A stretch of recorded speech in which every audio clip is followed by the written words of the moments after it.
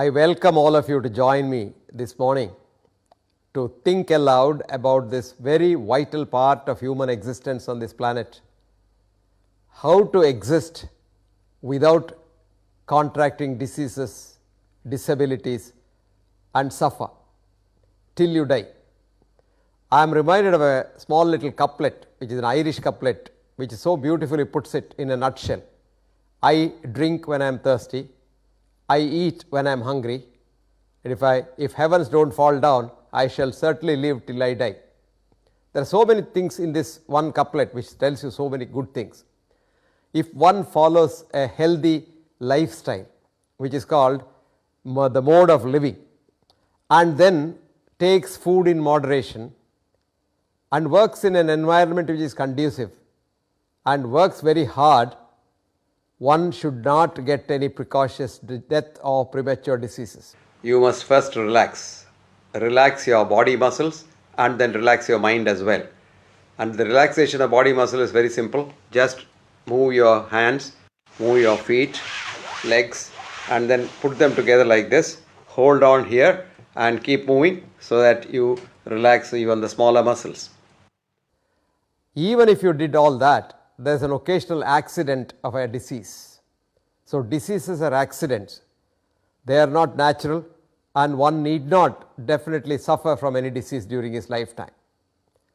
Now, this is an effort to educate the public in this health scare system of the affluent consumer society as to how one could try and live very sensibly to avoid diseases to the extent possible. Because today, if one were to be struck down unfortunately by any disease, he or she will have to almost spend all her fortune in the hospitals to get better and get back to normalcy. With this view, I have developed a new concept called the wellness concept. Sit on your heels comfortably, and what is very important is your back must be absolutely at 90 degrees to the ground, straight back. That's the most important thing. You sit like that, looking forwards with the fingers closed like this with this mudra for concentration. Then close your eyes, and I use the back counting for relaxing the mind and tranquility. So start with say 100, 99, 98, 97, 96, 95, 94, 93, 92, 91, 90. Like that you come down to 0. If a healthy person goes for a checkup, routine checkup, which is of course touted and advertised very heavily to the public, what happens is one comes out as a patient.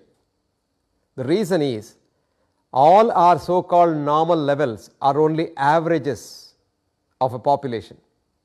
Supposing I will give you an example of normal average Indian height.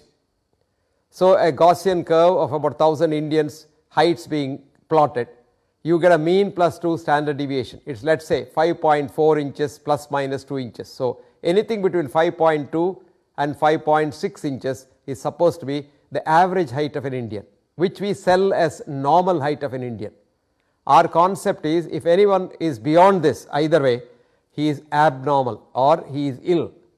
Now, if you apply this statistics to a population which is healthy, stand like this with the feet maybe about 6 inches apart, and then slowly raise your hands, breathing in. Breathe out. Breathe in. Breathe out. Do that for 5 breaths. After that, stand on one foot and keep your other foot above your knee. Close your eyes and try to stand on one foot only. Now today we have scanners like the total body scanners, which at one stage can measure 500 body parameters. So if 5% of 500 parameters are to be false positive, if 100 people go for a checkup, 2500 patients come out, which in short means anyone who goes to see a doctor becomes a patient. Particular exercise which relaxes almost all the muscles of the body and at the same time gives exercise to the internal organs of the abdomen. So just first sit like this and then cross this leg here, put it there, go back and bring your other hand here and twist it and get it back to the opposite side. Look back and breathe 5 times. Same thing is reversed to the other side. I am trying to see if we could follow a healthy lifestyle, which I will explain in detail in the minutes to follow, which will prevent illnesses to the extent possible and make you live happily till you die. Death, of course, is a certainty. The only truth in life is death. Everyone who gets born has to die and is in a queue to die. This is why I say, instead of checking up, we can treat everyone. That will be a better business, because everyone has one disease called pre-death syndrome. Today we say pre-diabetes, pre-hypertension, pre-cancer, etc., etc. Instead of all that jugglery, we can say pre-death syndrome, and everyone who is born becomes a patient for pre-death syndrome, and you can have a poly pill to prevent or postpone death. This is in the lighter vein. Then lift your legs up, almost above your head. Relax like that, the hands here. Then take the hands there, lift up your buttocks.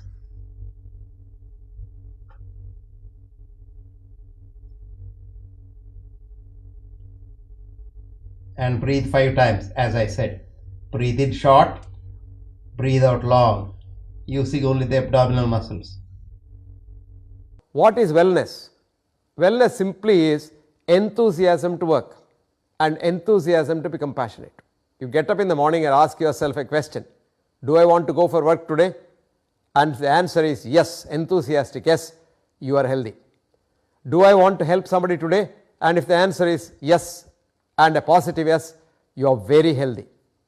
So remember, health is not defined as absence of disease, because all of us, according to the present concept of disease, have some disease or the other, but they don't develop into symptomatic disease or they don't kill you.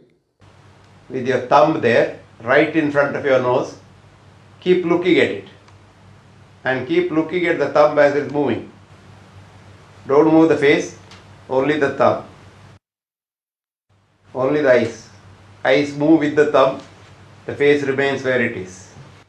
Come back and then now move the face with thumb remaining where it is. This is the same thing in Ayurveda, which says samadhathu samagnischa samadoshaha malakriyaha prasannatma indriya manaha swasthaithya vidiyate. If you eat well, if you shit well, if you sleep well, if you work well, and if you don't hate nobody, you are a healthy person, says Ayurveda. Absolutely so. So we don't need another definition of health. Now, I just want you people to be educated about this, and education is empowerment. Education simply means empowerment, and empowerment empowers you to be healthy. So please concentrate on what I am saying and try to practice to the extent possible. You can't change overnight, it takes time, and the word is patience. So friends, health is your birthright, wellness is your birthright, and you have a doctor in you who will treat you. So most of the time, if not all of the time, doctor will rid you of all the problems, your own doctor. That's why aboriginal races in the olden days, who had no touch with what we call as the Western civilization today, lived long enough without any assistance from outside. I have studied some colonies of Polynesian islanders, and these people lived up to the age of 100, 110, 105, 108. And when they died, the postmortem showed they had no disease at all except multiple heart attacks, which cured themselves. Only scars were there, which shows that body can rejuvenate itself, remodel itself, and live forever. And all that you require is mind your mind to be healthy. Thank you.